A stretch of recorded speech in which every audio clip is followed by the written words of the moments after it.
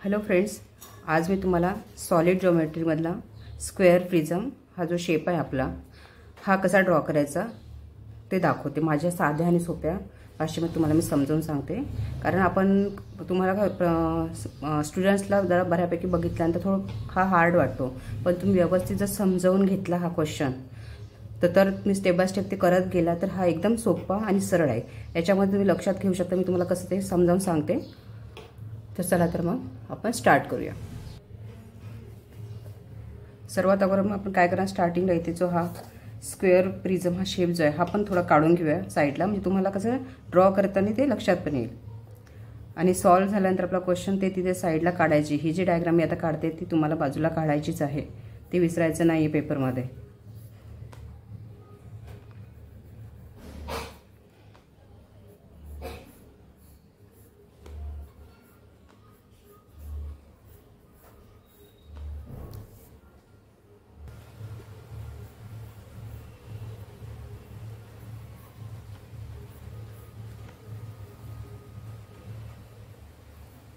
जसं हा वरती स्क्वेअर तयार झाला तसं हा इथे खाली पण तयार होणार आहे। ह्या दोन्ही गोष्टी आपल्याला लक्षात घ्यायच्या, स्क्वेअर दोन्ही साईडला सेम तयार झाली पाहिजे आणि ही डायग्राम आपल्याला काढायचीच आहे। आता याच्यामध्ये काय झालं, एक बाजू आपल्याला जी ही एक लाईन वरची त्याची रुंदी आहे 4 सेंटीमीटर आणि त्याची जी लांबी आहे ही 6 सेंटीमीटर आहे। म्हणजे साध्या आणि सोप्या भाषेत सांगायचं गेलं तर आपल्याला हा एक रेक्टँगलचा शेप आता इथे ड्रॉ करायचा आहे। आपला हा रेक्टँगल आपण कसा तयार होईल आपण आता बघूया स्टेप बाय स्टेप। सर्वात अगोदर काय करायचं, आपल्याला 4 सेंटीमीटरची जे डिस्टन्स लाईन आपल्याला आखायची इथे। सर्वात अगोदर स्टार्टिंगला आपण 4 सेंटीमीटर डिस्टन्स आपल्याला लाईन आखायची।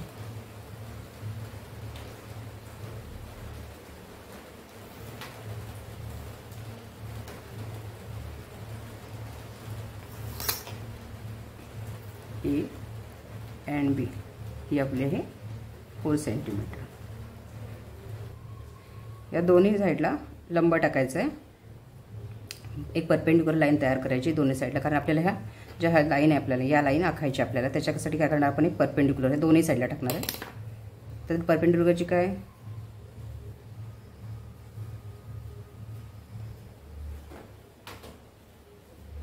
आणि हे आपण जेव्हा लाईन आखतो ही थोडी मोठीच घ्यायची आहे। आपण आपल्याला इथे पॉईंट दिलेला आहे 4 सेंटीमीटरच्या डिस्टन्सने। आता काय करणार मी याच्यावरती परपेंडिक्युलर तयार करणार दोन्ही साईडला। त्याची पद्धत आता मी सर्वात अगोदर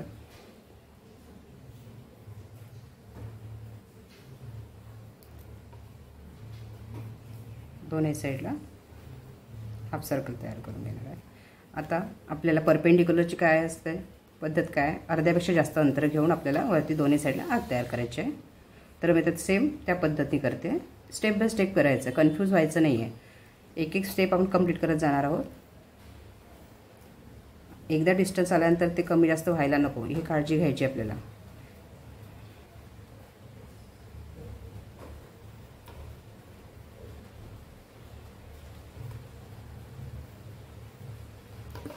आता आपल्याला इथे पॉईंट मिळालेले आहे। आता हे आपण पॉईंट जोडणार आणि याची पण जशी आपण ही लाईन मोठी घेतलेली आहे, रेषा जास्त मोठी आखली तशीच हे पण आपल्याला रेषा मोठीच आखून घ्यायची आणि हा पण जोडून द्यायचा।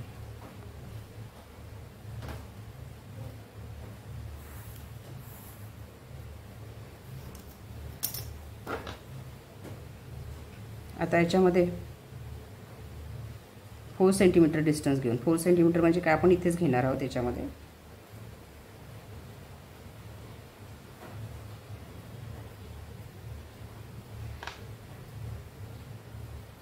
इथे आग तयार केली 4 सेंटीमीटरची, कारण आपल्याला सर्वात अगोदर काय करावं त्याच्यासाठी काय करणार, आपल्याला स्क्वेअर तयार करावं लागेल स्टार्टिंगला 4 सेंटीमीटर बाय 4 सेंटीमीटरचा। म्हणजे आपल्याला हात आपल्याला काय ते हे पॉईंट जोडले की आपल्याला ते स्क्वेअर मिळतो। आपल्याला हे पॉईंट जॉईन करायचे।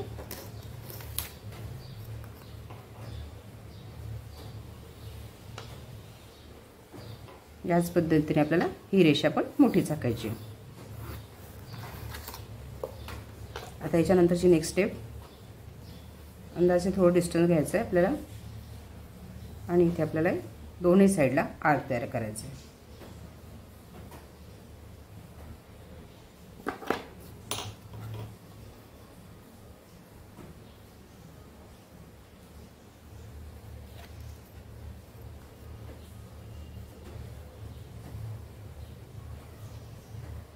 आता ही लाईन आपण जोडून द्यायची. हा पॉईंट झाला आपला जो मिळाला तो ई आणि हा F. A B C D. आता हे आपण ड्रॉ करून घ्यायचे. सी पॉईंटला नाव देतो आपण. ए बी सी डी आपला स्क्वेअर तयार झाला. त्यानंतर आपण थोडं डिस्टन्स घेऊन इथे दोन साईडला आर्कमधल्या सेम डिस्टन्सनी त्याला त्या पॉईंटला आपण ई आणि एफ हे नाव दिलेलं आहे. आता नेक्स्ट स्टेप काय आपली. आता आपल्याला जेवढं हे एफ आणि सी या पॉईंटला जेवढं डिस्टन्स आहे, जे डिस्टन्स आहे आपलं ते आपल्याला कंपासमध्ये तेवढे आपल्याला रेडियस घ्यायची आहे. ही रेडियस घेऊन काय करायचं आपल्याला, इथून ही पण आपण थोडी लाईन मोठीच करून घेणार आहे. आता आपल्याला काय करायचं, एफ आणि सी ही जी रेडियस घेतलेली आहे याच अंतराने आपल्याला इथे आर्क तयार करायची. ही त्याच एफ आणि बी एवढं डिस्टन्स घेतलं.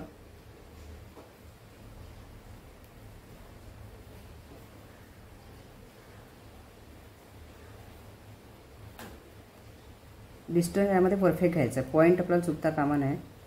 पेन्सिल शार्प वगैरे असला तर त्याने आपल्याला क्लिअर डायग्राम काढायला मदत होतो. तर हे बघा अशा प्रकारे हे जॉईन केलं आहे. त्याप्रमाणे ही पण जॉईन केलेलं आहे. आता परत आपल्याला या दोन्ही साईडला याच्यावरती पण लंब टाकायचं. जसं सरळ रेषा करत असेल तर ह्यासाठी आपली पद्धत तीच. एक डिस्टन्स घेऊन पण आपण इथं जसे ते खाली तयार केलेले आपण हाफ सर्कल तसंच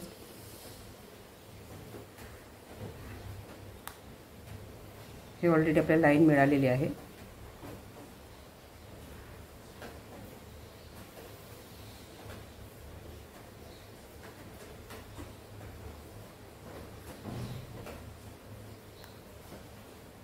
हे फक्त तुम्हाला मी समजावण्यासाठी दाखवलेलं आहे. ऑलरेडी आपण लाईन त्या मोठ्या काढलेल्या आहे. पण इथे आपल्याला ज्या लाईन घ्यायच्या आहे त्याच आता परत आपल्याला परपेंडिक्युलर अर्ध्यापेक्षा जास्त अंतर घेऊन या याच्यामधला वरती आर्क तयार करणार. त्याचप्रमाणे इथे पण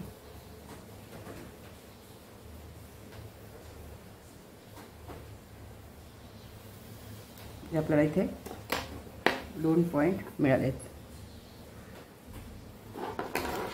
स्केलच्या मदतीने आपल्याला त्याला वाढवून घ्यायचे.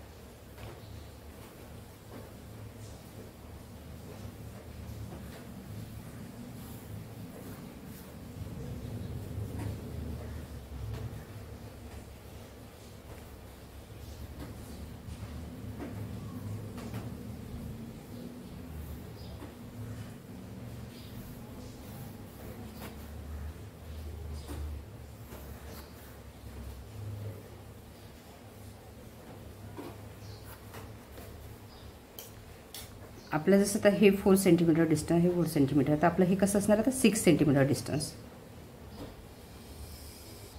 त्यासाठी मी काय करणार आता इथे 2 डॉट येते 6 सेंटीमीटरच्या अंतराने.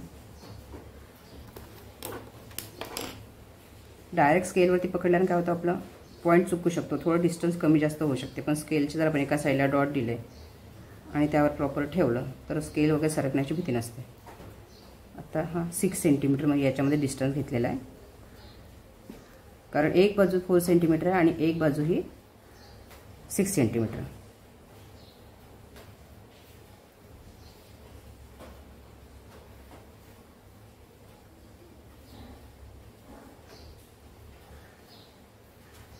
आता आपल्याला हे पॉईंट मिळालेले आहे.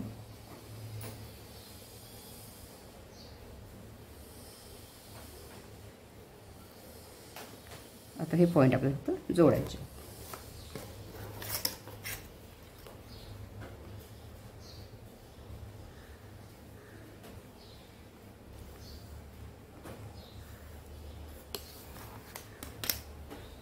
आता आपण या पॉईंटला कसे नाव देणार, EFGH. तसंच याला काय देतोय आपण, हा पॉईंट P, हा Q, R, S. पॉईंटला नाव देणं एकदम गरजेचं आहे. त्याच्यामुळे ते लगेच झालं की द्यायचं आपल्याला. आता तुम्ही बघू शकता, हे झालं आपलं 4 सेंटीमीटर डिस्टन्स आणि हे 6 सेंटीमीटर म्हणजे ही हाईट आहे आपली. हे ड्रॉ करून झाल्यानंतर तुम्हाला ही डायग्राम त्याच्या बाजूला काढायचीच आहे. परीक्षेमध्ये जर आला हा क्वेश्चन तर ही काढायचं आहे. त्याच्यामध्ये काय केलं म्हणून तुम्हाला काय समजवताना सर्वात अगोदर मी ही डायग्राम काढलेली आहे. ही डायग्राम काढून ठेवलेली आहे. त्याच्यामुळे तुम्हाला अंदाजपेन कसं काढायचं तर नंतर आपल्या लक्षात नसलं आपण काढून जर राहायचं गेलो तर म्हणून आधीच ही डायग्राम एक साईडला आपण काढून घ्यायची स्टार करायच्या अगोदर आणि इकडे आपलं जॉमेट्री सॉल्व्ह करायला तयार करायचं. अगदी साध्या आणि सोप्या तुम्हाला पद्धतीने मी समजून सांगितलं आहे. अशा प्रकारे जर तुम्ही करत गेलात तर एकदम सोप्या पद्धतीने आपल्याला अशाच प्रकारचा स्क्वेअर आपला स्क्वेअर हा शेप येतो. हा पण जसा आपला रेक्टँगल शेप आहे तसाच आपल्याला स्क्वेअर हा शेप येतो. त्याचं पण अशाच प्रकारे सोडवत जायचं आहे. फक्त त्यात काय होणार आहे, जसा हा 4 सेंटीमीटरचा बॉक्स झाला तसाच इथे पण पुढे 4 म्हणजे आपल्याला कंपोजमध्ये काय घ्यायचं डिस्टन्स 4 सेंटीमीटर. म्हणजे याच क्वेश्चनमध्ये तुमचे बघायला गेले तर तुमचे 2 क्वेश्चन सॉल्व्ह होतात. जसं आपण 6 सेंटीमीटर घेतलं तुम्हाला इथे 4 सेंटीमीटर घ्यावं लागेल. आता मी इथे लिहून ठेवते 6 सेंटीमीटर. तर 2 क्वेश्चन तुम्हाला याच क्वेश्चनमध्ये समजू शकतात.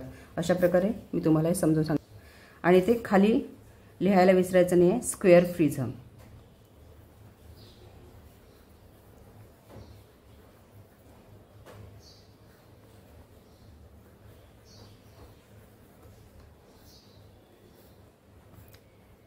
इथे आपल्याला लिहायचं आहे. तर असं तो प्रकार तुमचा हा पूर्ण क्वेश्चन सॉल्व्ह झालेला आहे.